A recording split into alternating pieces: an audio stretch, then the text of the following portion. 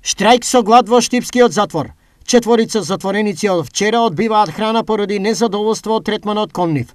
Блиски на осудениците тврдат дека се започнало откако едно осудено лице било префрлено од затворениот во полуотворениот дел, иако таму бил пократок временски период од нив. Од затвор Штип ја потврдуваат информацијата дека дел од затворениците штрајкуваат со глад. Посочуваат дека истите се прегледени од лекар, при што е констатирано дека се во добра здравствена состојба. Во однос на нивните обвинувања дека третманот во казнено-поправниот дом Штип не бил ист кон сите затвореници, директорот Мики Тодоров со следново образложение. Осуденото лице е префрлено од затворено во полузатворениот дел од затворот, бидејќи така налагаше неговата здравствена ситуација. Истото треба да поминува повеќе време на воздух. Досега во затворот на ниту едно осудено лице не му се скратени правата кои ги заслужува. Вели Тодоров.